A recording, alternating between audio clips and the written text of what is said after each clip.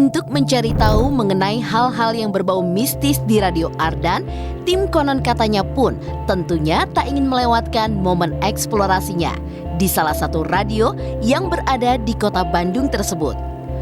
Untuk itu, tim Konon Katanya pun bergegas menuju ke Kota Kembang untuk menjalani penelusuran.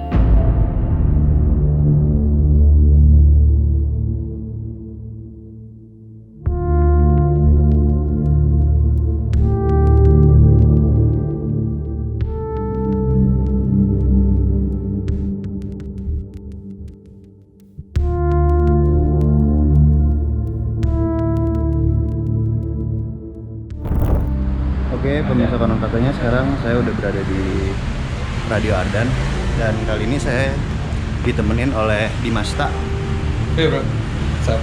Dia dari Radio Ardan yang bakalan nunjukin tempat-tempat yang konon katanya angker ya bro. Angker ya, Radio Siap. Ardan kalau di Bandung sih dikenal agak sedikit mistis lah.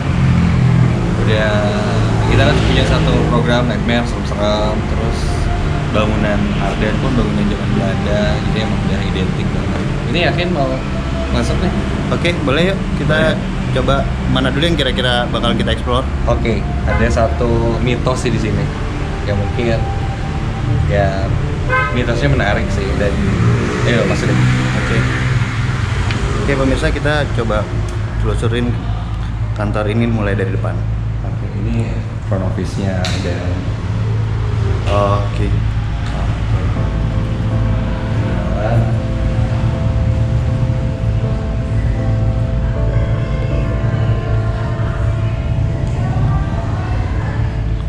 Nah, ini nih. Ini satu mesin absen ya. Yang punya cerita-cerita tersendiri sih. Ini yang konon katanya suka bunyi-bunyi sendiri tuh ya?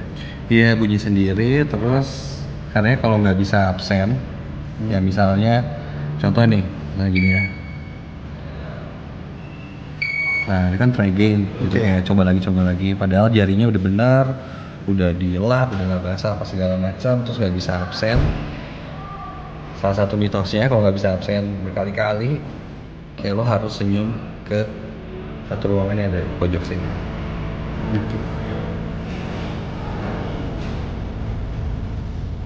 Sini.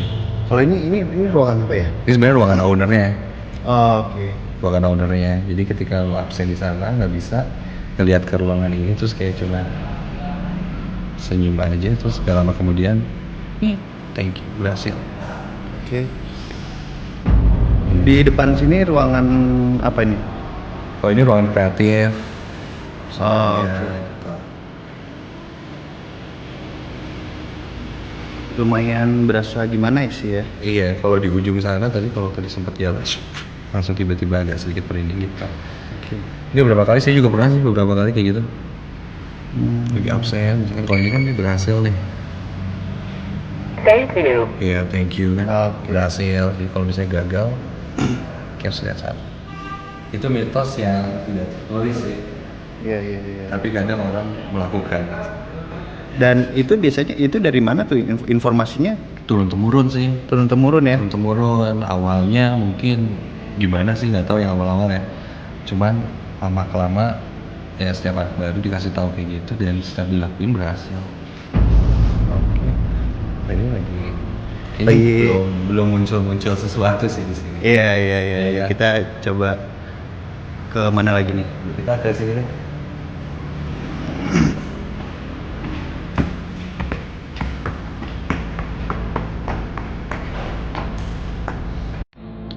Mulai dari sini deh. Standby. Hah? Ya, tiba-tiba kameranya mati. Bawah lagi. Nah, ini ada balkon di lantai 2-nya si Arden. Iya.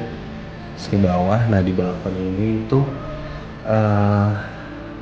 sebenarnya tempat yang paling disukai sama sosok penunggu legendaris yang ada di Radio Ardan. Oke, berarti kita di sini tahu. cukup iya di spot ini ya. Spot ini biasanya orang tuh kenalnya si Merah. Karena sosoknya cewek pakai baju merah. Oke, sobat sih agak kerasa. Merinding dikit. Ini dia udah pindah.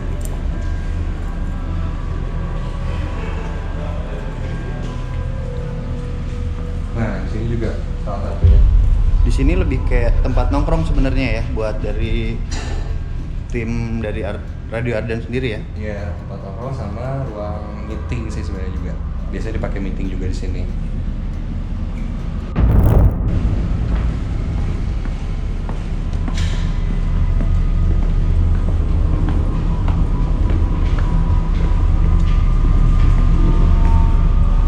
Tapi sebelum ke situ, ke sini juga menarik. Ini lapangan basket. Ya.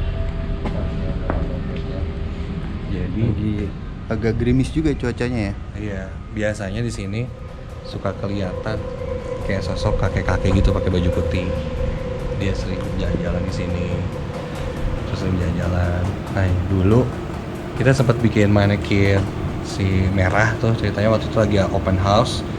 Bikin boneka-bonekaan ya kayak ala-ala hantu merah itu. Kita gantung lah di ring basket ini kan. Ya. Gantung di sini. Terus itu kan bentuknya manekin plastik ya, nggak berat ya. Nah setelah acara beres mau diturunin itu manekin tuh jadi berat banget. Jadi kayak susah diangkat gitu ya. Kayak nggak tahu, kayak berat, kayak ada isinya aja gitu di situ. Dan ternyata menurut orang yang bisa, si boneka itu diisiin sama si sosok yang ada di situ. Sampai akhirnya 7 hari kemudian barulah diturunin si merah. Kayaknya udah mulai agak-agak merinding nih sekarang ya. Kita ke tempat ya lumayan sering banget penampakan. Sekarang kita coba ke tempat lain lagi pemirsa. Tetap dengan Dimas Tak, kita ikutin di mana lagi tempat yang konon katanya serem.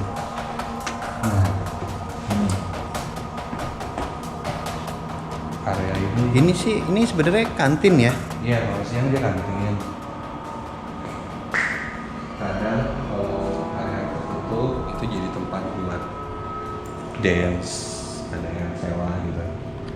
Kalau biasa sih biasanya jadi satu tempat makan juga gitu buat kantinnya. Di sini tuh ada satu sosok cewek.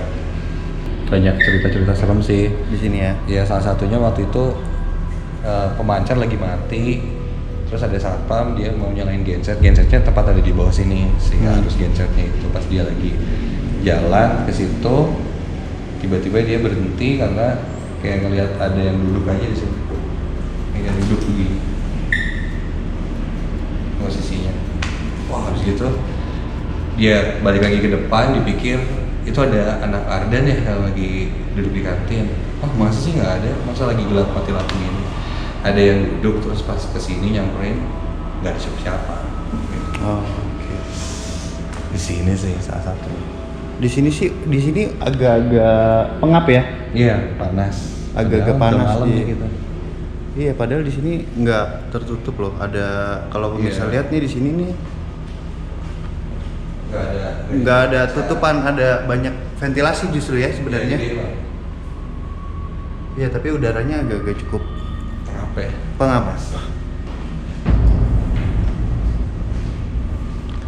Oke pemirsa, kita coba ke tempat lain lagi.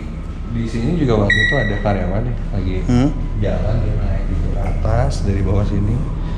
Terus dia belok ke sini, dia berhenti karena dia lihat ada yang duduk juga di situ. Langsung. Pas ditanya mau ke siapa, nggak sesuai dengan badai kasahan neng gitu. Terus tiba-tiba hilang. Kabur tuh langsung. Iya, nggak tahu. Dalam hitungan detik ya, pas ngedip lagi udah nggak ada. Agak sedikit jahil lah di sini tuh.